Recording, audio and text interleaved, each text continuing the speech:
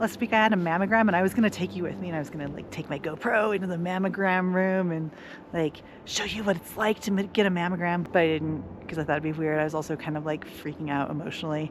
So I didn't take you to the mammogram, but I do want to give you a quick life update, like what's going on with me, what's going on with breast cancer, all those things. If you've been with me here at Hike Like a Woman the past few years, you know that 3 years ago I was diagnosed with stage 2 breast cancer, and it completely sucked. I had surgery, lumpectomy, and then I had chemotherapy, radiation, and then now I'm on some stupid pills to block estrogen and trying to figure out like, who am I after cancer? Before cancer, I was like strong and athletic and guiding and doing all these things and teaching ski lessons. And then I went through cancer treatment and I was depressed and sad and miserable and lonely. And then coming out of treatment, I sold my outdoor retail store, I sold my ski shop, and I kind of just figured out I need to make some big changes in my life. And so some of those changes have been setting money aside to go on big adventures with my family and leading big Hike Like a Woman adventures, not just little backpacking trips, but like big expeditions like Kilimanjaro, Salkantay Trail, all of these things. See, hair is blowing in my face, and I'm so excited about this because I didn't have hair 2 years ago. I was bald. So I could be like, oh, the wind is blowing my hair, but I'm like, oh my gosh, the wind is blowing my hair. This is so amazing. Here's a life update. You might care, you might not care, but I just want to talk a little bit about how I'm feeling personally about breast cancer. I think there's 4 phases, at least that I experienced with breast cancer. The first was like finding a lump on my breast and being like, huh, what? Right? Disbelief, thinking, how did my body betray me? The second phase that I experienced was this like tired, exhausted, sick, miserable phase during treatment where it's like took all the energy that I had just to get up off of my bed to go to the bathroom. Then the third phase happened after treatment ended, when I was like, what? Like, what just happened to me? What did my body just do? What? Like, I don't understand what I just went through. I really need a lot of therapy to try to process this and figure it out. And then the fourth phase is the phase that I've been in probably the past 6 months or so. And that's been like, F it, where it's like, I don't want to think about cancer. I don't want to talk about cancer. I don't want cancer to be part of my identity anymore. It's just like, this is me. This is who I am now. I did this thing called cancer. It really sucked. This is the new me. She's 25 pounds heavier. She doesn't have any muscles. Her bone density is low. Her body doesn't have any estrogen, but she's awesome. She climbed Kilimanjaro. She went to Peru. She's done all these adventures. Post-cancer Rebecca is a lot mentally stronger and physically stronger than pre-cancer Rebecca. So the past 6 months, I've just been like, cancer, you are not welcome in my body. You are not welcome to come back to my body. Like, that is a chapter of my life that is closed. And now I'm in the season of fun where I just want to go on all of the adventures. So here are a few things that might help you out if you're the friend of someone who might be kind of trying to put their cancer experience in the rearview mirror. First of all, don't talk to us about recurrence. So if you find out we've had cancer, then don't say like, my aunt had breast cancer 3 times and then died. Like, that is not helpful to us at all. I don't want to talk about recurrence. I don't want to think about recurrence. That's not even a word in my vocabulary except for right now because I'm talking about it on YouTube. But I'm putting the thought of cancer returning aside because, like I've said, cancer is not welcome in this body. The second is, our bodies have changed after cancer treatment. Nobody's body is the same as it was before cancer treatment.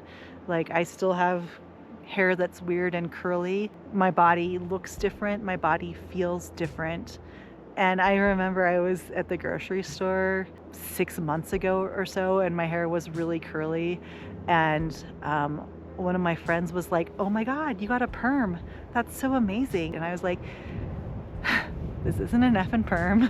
This is my hair after cancer, and it changed. And Rebecca used to have long, straight blonde hair. Rebecca now has curly gray hair that she dyes blonde and that she tries to straighten. Instead of saying, oh, you got a perm, it looks great, a better question would have been, hey, how are you? I haven't seen you in a long time. How are you feeling?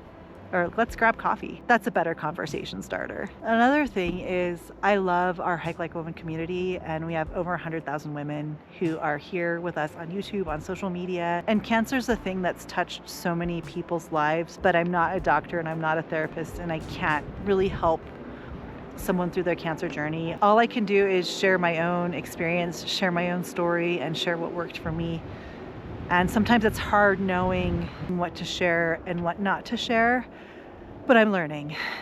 And those of us who've been through cancer, we still have those days that are just cancer days, and I call them cancer days. And sometimes I'll say to my husband and kids, like, I'm having a cancer day today, and that's a day when I don't get off the couch. And it might be a day where I read a book all day long or where I watch Below Deck all day long, but I still have cancer days.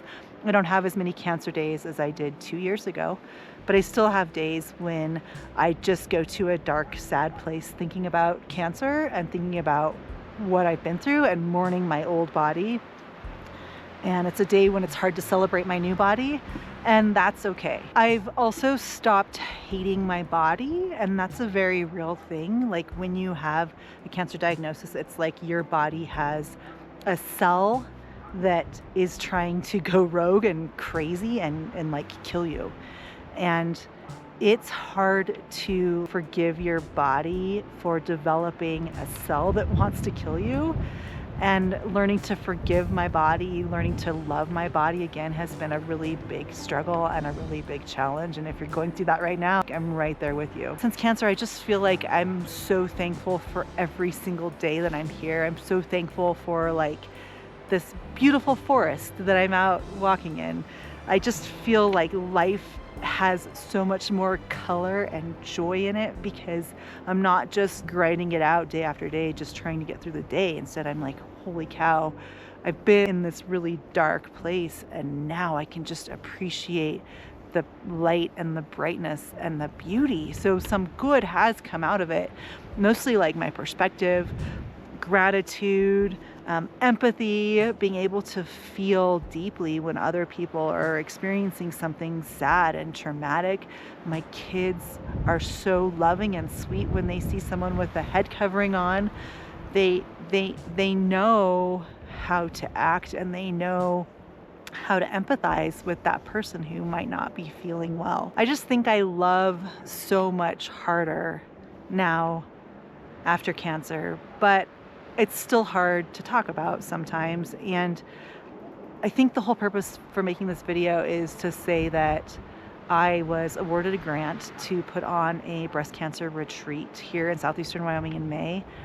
And I actually returned the grant money a couple weeks ago because while I feel like I'm in this place of joyful healing, I'm not in a place mentally to help others along their path in such an intimate retreat setting.